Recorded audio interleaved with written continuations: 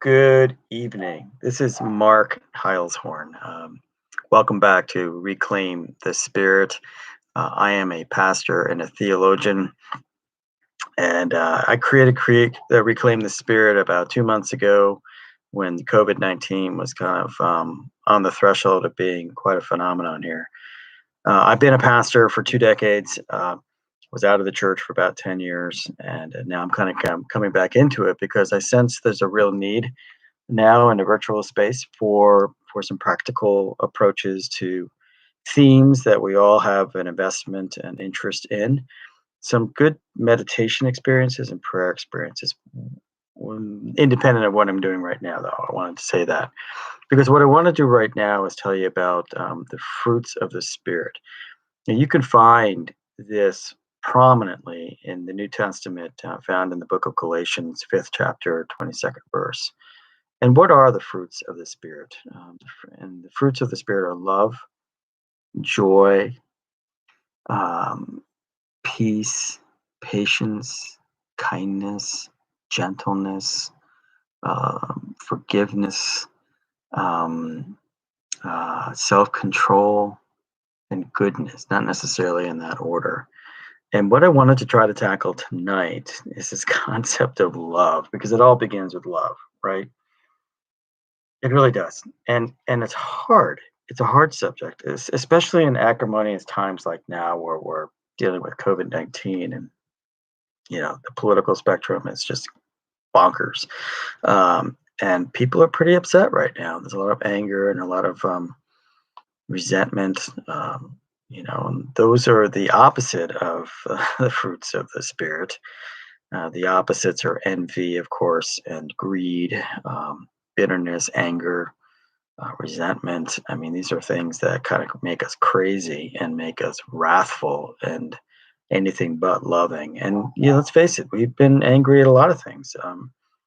Angry at the loss of a routine, angry at loss of a job, perhaps, loss of income, a government, and a world really kind of trying to figure out how to deal with the uncertainty of this virus and how it's taking lives and continues to take lives. And whether you like decisions about opening up or not, it's still a pretty serious affair. So it's easy to get rankled and untethered in an environment when you just have no control over what's happening. And the social distancing, and wearing masks and gloves and just being so fearful, is enough to make us all a little crazy. It makes me crazy.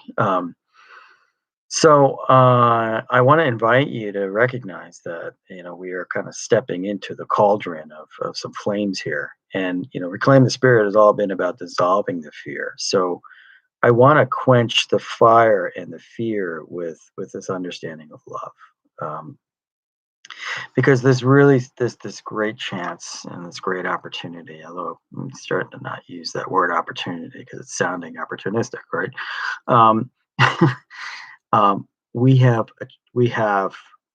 the awareness now that if we are kind to ourselves, if we are gentle, if we are loving toward one another, we have a much better chance of not getting upset and rankled. You like that term, rankled and disjointed, in what's happening in our lives. Now, love has been a perennial staple in spiritual traditions for generations. I often like to think of the Greek way of looking at it, which is there are three different ways that the Greeks used love. There's the era erotic, which is what most of us know. It's how we mate and how we find love with our spouses and our partners. Um, and then there's the philia, which is Philadelphia, if you will, the friendliness, the companionship of being uh, friendly to our neighbors. Um, so there's erotic, there's eros, there's philia, and there's agape. And agape is the sort of universal, I would say, universal love ethic, the golden rule love ethic of loving people in different cultures and loving them no matter who they are, um, white, black, straight, gay, male, female, transgender, doesn't matter. If they've got human skin, and bodies, we have this universal commandment, really, to love them no matter what. And um, they speak for themselves. The Greeks were great at kind of sizing things up and putting them in their own little containers. But love is the universal commandment, and you can find that in almost any spiritual tradition. They're not always prominent in religious traditions, but they're spiritual. And of course, the Christian tradition, you see it the most, because it's the sense that God created us to love one another, to love ourselves, to honor who we are, so that we can honor the people around us and create communities where we respect and maintain the dignity of being good partners in addressing the values and the gifts that we have as human beings, and how we can share that with one another and love one another as a consequence. So I want to focus on that just a tad here, because it's easy not to love. Let's face it, it's easy to get mad. It's easy to get angry. It's easy to walk out your front door and forget about the blue sky and the warmth of a beautiful spring day, and immediately get upset at what somebody says, or even just, the whole idea of having to wear masks and gloves and be careful about the COVID-19 crisis that we all desperately want to say goodbye to. But the reality is that it's going to be here a while. And we still, though, are asked to be loving of ourselves and those around us, because we don't want to get anybody else sick. So who knows? Who knows when this thing is going to run its course? I don't know. But we still are in a position where love is the commandment, love is the ethic, and that means honoring ourselves and honoring those around us.